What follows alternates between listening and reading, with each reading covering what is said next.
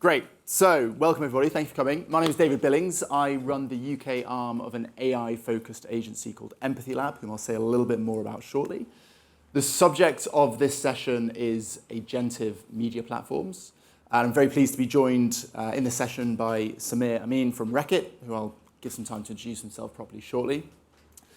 But first, a little bit about EPAM, and then I will run through a quick agenda for the day before we get into the meat of the session. So EPAM, as I said, are an AI-focused agency. We're part of a larger organization called EPAM. EPAM consists of about 60,000 people, and those people are primarily focused on engineering advanced technical solutions for enterprise clients. And we do that by drawing on very, very deep capability in domains like software engineering, cloud, data science, and AI. Within EPAM, we take that very, very deep technical foundation and we weave through it some more creative capabilities, some more marketing domain expertise, and we take that kind of hybrid skill set and we focus it on solving CMO-oriented challenges. And perhaps unsurprisingly, a lot of the work that we're doing today is focused on building custom AI solutions for marketer-type challenges. And I say they're CMO-type challenges. Our clients obviously include fantastic CPGs like Reckitt. We work with large retailers. We do a lot of work in retail media specifically. That has some great applications from this kind of area. And we also work with media agencies for whom there's a kind of growing market for these tools as well. Okay, in terms of the agenda for today, we're going to break it into three parts. First of all, I'm going to hand over to Samir, who's going to talk a little bit about the business reality for Reckitt today, and also some of the challenges and opportunities that his team, as a media team within a large CPG organization, are wrestling with every day. With that context set, I'll then jump back in and I will break down the anatomy of an agentive media platform, so give you an idea about what the different components of this kind of solution are. I will also walk through a specific application for media planning, and all being well, I'll also show a live demo, what could possibly go wrong. And then I'll hand back over to Samir, who I hope is going to do most of the talking today, who will talk about how we're partnering to make this real at scale for Reckitt today. So that's the agenda. In terms of why I hope this session is useful and interesting and important for you guys, why agentive solutions matter, I think there are three reasons. One is that agentive solutions are a great fit for some of the big challenges and opportunities that I think anyone working in the paid media domain is wrestling with today. The second thing that I hope you will see through the session is the pace at which the market is moving. For market leaders like Reckitt, 2024 was very much the year of figuring out your strategy, perhaps doing some POCs to feel what works, what doesn't work, and where you should invest your money. 2025 is really the year of scaled transformation, and the subtext of this is that if you're not already at that point, then you're probably already behind. And the danger with being even a few months behind in such a fast-moving market is that can open up a vast gap in capability that becomes challenging to close. And that matters because the third point, which is impact. What I'll also hope you will see through the session is the transformative impact that these solutions can have for any media organization. So that's the agenda. That's what I hope you'll take away from the session. And now I'll hand over to Sam to introduce himself and talk a little about Reckitt. Hi, I'm Samir Amin. I'm the VP of Data-Driven Marketing at Media at Reckitt. So how many of you guys have heard of Reckitt? Okay, more than I thought. But that's when people ask me, where do you work? I say Reckitt. And I was like, what's that? But a lot of our brands are the famous heroes of our company. So I'm very fortunate to work for a company that has so many amazing brands. Trusted, iconic brands. And our purpose is to protect, heal, and nurture in the pursuit of a cleaner, healthier world. And when you look at the portfolio of brands that we have, you know that we're living our purpose. So our company, these are the recent results from last year. We have 40,000 employees across 120 different markets. Our net revenue was 14.2 billion at a really healthy, attractive margin of 24.5%. And we spend over £1 billion each year behind our brands to really make sure that equity and investment and make our brands competitive in our marketplace. But like most CPGs, we're going through a transformation now. We want our organization to be sharper, more simpler, more agile, and more effective. And this is the same objectives that we've had in previous transformations. So this is my fourth transformation in 13 years. And what's different about this transformation versus previous transformations was when we transformed previously, what we did was organize ourselves differently by region, by marketing teams. We even updated races. We aligned responsibilities differently. But fundamentally, the technology and infrastructure stay the same.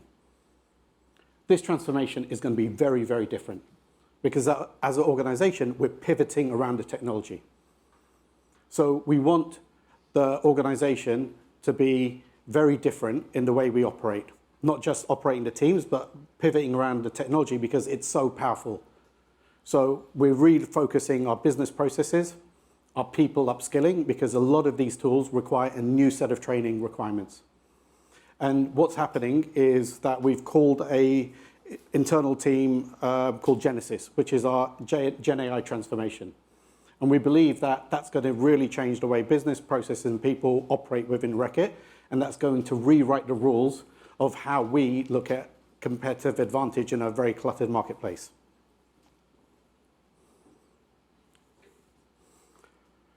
So, like many companies, we're facing a lot of tailwinds and headwinds, and we're trying to figure out which one's which. So what you see in the marketplace, you have a lot of fragmentation. So the way I see it is like now as an advertiser, I have so many more mouths to feed. The emergence of new platforms and media owners have really helped us target more better, but a lot of these companies also claim to have very different data management and targeting capabilities. So we're trying to figure out how do we create a right ecosystem, because a lot of these companies don't allow their technology to interact and integrate with other platform technology. So companies like us find it really hard to join together the consumer journey and piece it together. We also have legacy sort of op models which are very convoluted, very siloed, and very manual. So we're really excited by the opportunity that Gen AI can pose for us, because we know that now we can make sure that the right teams, the right persons have the right data, the right insights to make quicker, faster, more informed decisions than ever before. And we believe that this is going to deliver sustained growth in the long term and short term, both for the top line and bottom line.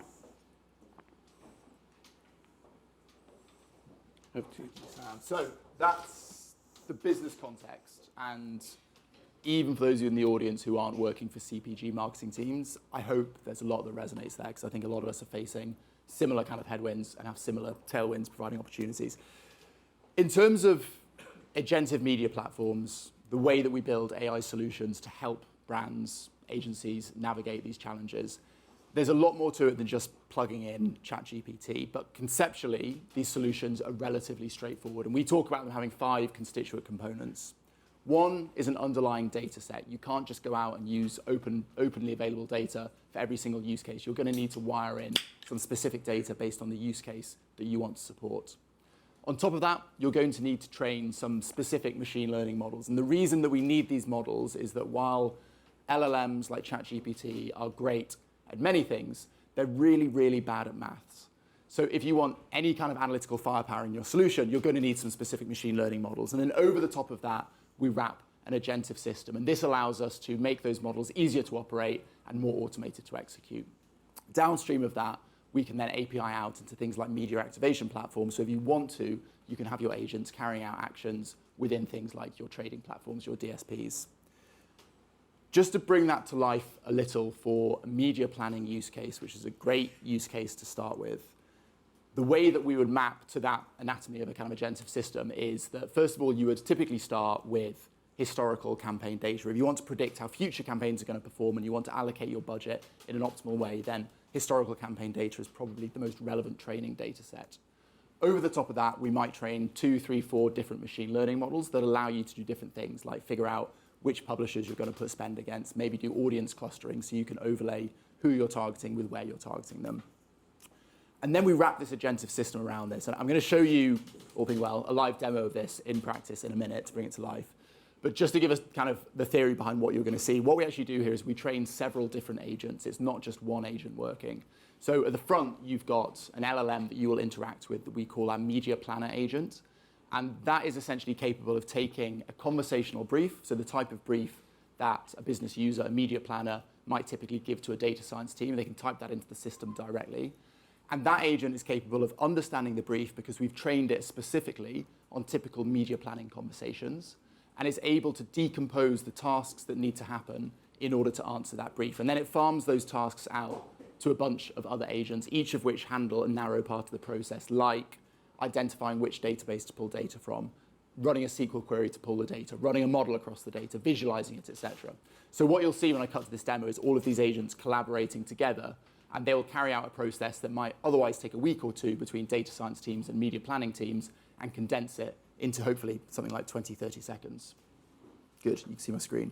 Okay, so what I will do is I will type in just a fairly simple kind of media planning brief, and let's pretend we're running a campaign for Dettol, given we've got Rec on the stage with us, and we want to maximize sales. My budget is, anyone? How much money are we going to spend? $1 million. Jeez, okay. Big spender in the front row. My budget is $1 million, and I'm going to run the campaign for 6 weeks. And we're going to ask it to generate an optimized media plan and give me the results in a simple table format. Okay, when I press enter, what you're going to see very, very quickly is that process that I've just described unfolding. We've made this, because it's a demo version, it's obviously got some dummy data behind the scenes, but we've made the process very, very transparent just to give the sense that this isn't just ChatGPT hallucinating. We're actually plugging into a bunch of databases, we're running models, et cetera, et cetera. So hopefully, if I press enter, that will run very, very quickly. So the first thing that happens is the media planner manager takes the query in, they tell you what they're going to do, and then off we go. You can see we're generating queries. We're using a Markov chain attribution model, which is the default model that we use, but there are others that we could plug in. We pull historical data, so we understand, we've asked it to maximize conversions. We understand how, for that particular brand or category, depending on how we're tuning it, those channels have performed. And then, in essentially real time, what we've done is we've pulled together a view of how much budget we should allocate by channel and actually predicted the expected conversions by channel. Now, this is pretty macro. We've gone at kind of a channel level. If we're plugging in more granular data, looking at things like different publishers within programmatic or looking at different placements, then you can get much more granular in terms of the plan. So super quick. And the cool thing is, if you work for a moderately sophisticated media organization, you're probably using some of the back end of this kind of system. You're probably using historical campaign data. You're probably using machine learning models and running things like MMMs or multi-touch attribution.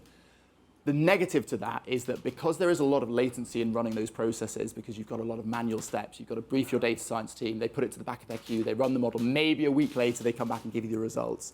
And if you want to iterate, you might have to wait another week. Because it takes so long, you typically reserve that kind of analytical firepower for your biggest and your most important campaigns when you've got the lead time and when it's worth kind of investing that effort. But for your smaller campaigns, you would typically just use gut feel or top-down metrics. And the great thing about this is it collapses all of that. And if you want to iterate, you can do it in real time. So you could say, maybe you don't want direct mail. So you might say, now remove direct mail from the plan and rerun the budget in an optimal way. Because again, what would typically happen is if you didn't like what your data science team came back with the first time, you would probably say, oh, I'm scrapping direct mail, let's just chuck it on Facebook. This allows you to iterate and reuse that same analytical firepower for every single thing that you do. And we're getting errors, fantastic. This wouldn't have gone totally smoothly, but we got there in the end. Cool, so super quick demo, but hopefully it just gives you an idea about how that kind of agentive system works. I will cut back to, I had a backup video just in case it didn't work, but we didn't have to resort to it. So before I hand back to Sam to talk about how Reckitt are applying this, a couple of things. So one is, hopefully you've seen the power of this type of approach. And I would say the value that we see our clients unlocking falls in three categories. One is it just makes your team a lot more productive. You don't have to wait so long to get results. You don't have to invest so much time in media planning. For one media agency that we deployed this for, they saw that for their most complex campaigns, they were able to reduce the person hours invested by 80%. So a big productivity boost. Because the timeline of using such sophisticated planning is collapsed, you can apply the same firepower you would normally reserve for your most important campaigns to every single media planning decision, which means that your media performance improves. So for a big CPG advertiser, not Reckitt, another one, they saw a 17% improvement in media efficiency. We've seen uplifts in ROI of something like 1.5 to 2x, just because you're using all of this science behind everything that you do. And then the final point is that media planning is a great use case. It's a great place to start. But by taking that first step, you also build a really scalable foundation to then layer on additional agentive use cases. And when you're doing this, typically what you do is rather than just using campaign data up at the top of the screen here, you might start to layer in things like customer data, so pull in data from things like Google Analytics. You might wire in more nuanced commercial data like pricing and margin and sell-through and stock availability. So you can get very diverse in terms of the data that you're plumbing into the system. And then rather than just having 2 or 3 different machine learning models, you can plug in 5 or 10 or 15 that allow you to support a much, much wider array of use cases. And then, of course, to enable you to use those, rather than just having the media planning agent on the left in those circles, you can build 4 or 5 different agentive systems which support you with multiple parts of your media processes. So planning is important, but what about your annual strategic planning or insight generation to understand who your consumers are and who you should target, or campaign optimization or post-campaign reporting? All of these can be supported by essentially co-pilots that allow you to totally transform your end-to-end processes, which sounds pretty futuristic, but that's why I'm really pleased to hand back to Sam, who can talk about how Reckitt are doing exactly this today. Cool. So before we started our Gen AI journey, we kind of evaluated the marketplace and looked at 3 use cases for Gen AI within the organization. The first one was like office productivity, like using ChatGPT, Copilot, but what that meant was like incremental effectiveness. The second one was looking at new revenue streams and new business models. However, that was really difficult for us because we didn't own the end relationship with the consumer. So the third one was very intriguing. It was, we call it op model reinvention. So what this means is basically augmenting our people with the technology and really making sure that we pivot the organization around the technology. And we looked at marketing as the first way of piloting the new Genesis model. And we kind of knew it was obvious, but we didn't know where to start. So the first thing we did was basically interview 300 marketers across the globe at different levels to find out where they were spending their time. And the results of that were fascinating because it really helped us understand that a lot of our marketers were focusing time on non-marketing related tasks. So they're spending a lot of their time on business, financial reporting, and not a lot on campaign ideation and activation and comms. So this was the kind of insight that said, okay, if these are the tasks that they're doing, can Gen AI automate and kind of replace those tasks? Not people, tasks. And that was the first step. And then we identified 3 use cases. So marketing effectiveness was like, how do we take the grunt work out of it? How do we make our tasks a lot more leaner, a lot more enjoyable, and a lot faster?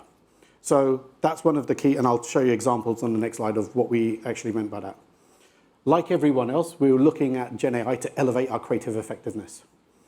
And then data-rich human insights. So this was our ability to really come up with product innovation, connect data that has never been connected before. So past data from our categories that were 20 years old versus up-to-date reviews, ratings, social listening. So augmenting all that data together really gave us some insights onto trends, into what consumers wanted, and then how we drive a validated product concept. And then obviously having the right technology stack to enable us to do all of this and upskilling the people to use it. So what we had to do was pilot the test with markets, because we couldn't do this alone in global, because otherwise the markets would be, oh, it's another pie in the sky global idea that won't resonate with markets. So we piloted with the US and UK, and we basically looked at ways of automating a lot of the grunt work. So I don't know how many of you worked in a media agency, but writing a post-campaign and mid-campaign report is most probably one of the most painful things that people do. And a lot of it is very blah, blah, blah, blah. So we use that as a test case, and I'll show you examples of what it actually did. And then from business reporting, a lot of our marketers, as I said, were looking at market share, gains and drainers, and then looking at like private labels, looking at promotions, distributions, media, to understand why we're losing share, why we're gaining share. And that took a week, a month to do. In terms of effective creativity, what we had was a lot of master assets that weren't being localized. because every time local market says, you haven't thought of this, and our market's different, et cetera, et cetera. So we wanted to make sure that we could use Gen AI, not to create new content, but actually adapt existing content so it's fit for platform, and then make sure the localization of it could be scaled to much more markets. And then in terms of writing winning concepts, we partnered with the US because that's the only market where Finish is the #2 dishwasher detergent, and everywhere else it's #1. So and we struggled against the local competition there. So that's the pilots that we piloted, and we got some amazing results off the back of it. So we created a Gen AI toolset, and I'll talk about a little bit about the results now. So we looked at 3 ways the tools were going to help you. They were going to be creators. So they were really going to help you create ideas, concepts, content based on specific prompts. And what we found that the go-to-market concept development was 60% faster than previously, and also better quality than human. So when we went into this, the #1 KPI was like, we do the same as the human, but just quicker. But what we found, it was quicker and better than the existing people. But what that meant was that they also focused their time on other things like strategy, consumer segmentation, market research, product innovation. So their jobs became a lot more interesting rather than taking the grunt work out of it. The second one was assistance. So products that really helped you plan campaigns, look at problems, look at how we can basically review and make sure that assets are fit for platform and against specific target audiences. This saved us 40% of our time. And the last one was monitor. So it semi-automates the process. So I'll show you an example of a media monitoring tool that really made recommendations of how we basically optimize our media campaigns. Because one of the key outputs of this wasn't about let's embrace fancy technology. It was really elevating our ROIs in the marketing. That was the sole goal of what we were trying to do. And we wanted to make sure that we didn't just get seduced by all the technology. And what we found was up to 50% efficiencies in brand and media reports, which are much high level of consistency. So now I'll take you through an example. It's not as flash as David's one, but this is a... Let me do this in case it's good. Okay, so do you want to pause it for 1 second? Yeah. So what we have an internal buying team at Reckitt. So we partnered with the UK health team, and they basically gave us the lowest campaign and the lowest budget, which was a Fibergel campaign. So if you mess it up, you mess it up on a small brand, not a big brand. And we basically said, okay, we're going to use this to make optimization recommendations on a YouTube campaign. So this is the... So this was done 18 months ago.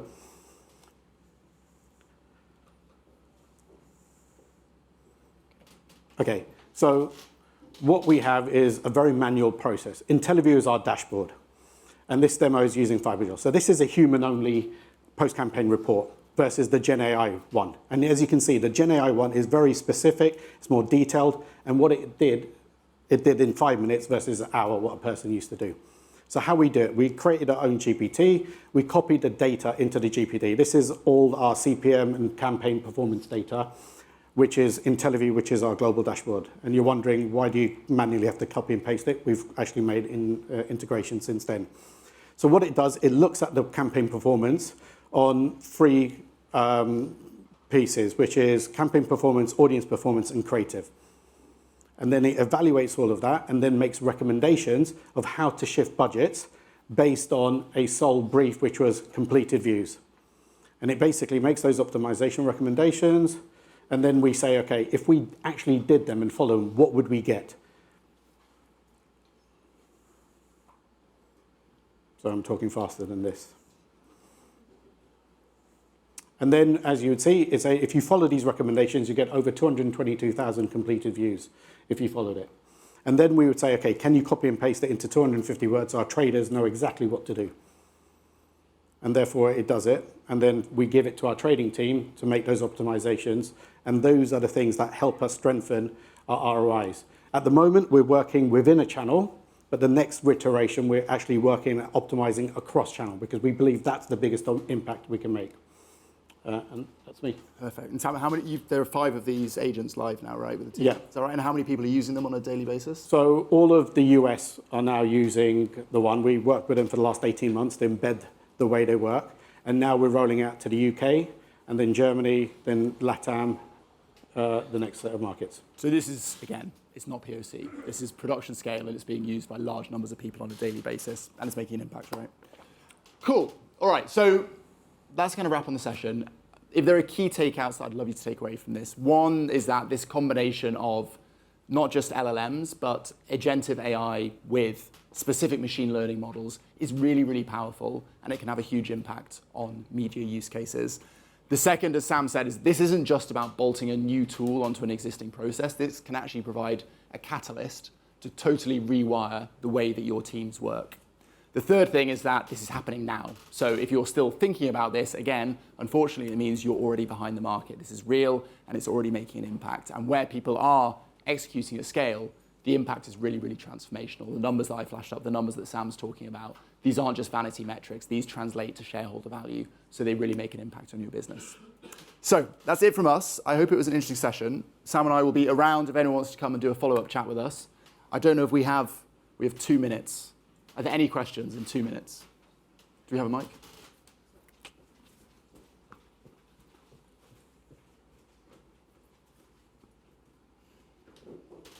This on? Yeah. That was great, thank you. So I can clearly see that you're making some time-saving efficiencies. Are there plans to make cost savings efficiencies with your staff as a result of this? I think it's a very good question, and I think this is one of the key questions a lot of our teams asked. And the way we look at it is that Gen AI replaces tasks, not jobs. So if you're one person with one task, then yeah, you may want to look over your shoulder. But as a majority of us, we do multiple tasks. So the efficiencies are there, right? We're going to make sure that we can cut time. But the effectiveness is how we redeploy that time. Every company will be able to use this to drive efficiencies. So for us, it's about getting more out of our teams. As you can see, a lot of them were doing grunt work. They're super smart people. And it's refocusing their attention on the things that really make a difference and matter to our business. So that's how we're looking at it. We're not looking at cutting people based on Gen AI. We might restructure, and there might be casualties of the restructure, but not based on Gen AI. I can see that. So thank you for that. I can see that tool being really useful, especially, you've got experienced marketers, you throw them in, they know exactly what they're doing, they can take those outputs and run with it. But what are you doing to ensure the development of new talent? They're coming with no marketing experience, they're now putting into this agent world, they'll get outcomes and they're supposed to run with it, or are you still ensuring that they're developing marketing techniques as well as being able to responsibly use these outputs for their careers? It's a fantastic question again. We know that a lot of the work that Gen AI will replace is mainly stuff that our grads used to do, our assistant brand managers. And we take pride in having a really robust industry-leading graduate program. So we still got to balance that, but also take advantage of the technology. And I think for us, it's upskilling. So it's making sure that all our marketing teams' careers are future-proofed. Because the thing I say is AI isn't going to replace your job, but someone that knows how to use AI better than you will. All right, I think that's us at time. So thank you again. I hope you all enjoyed the session. Thank you.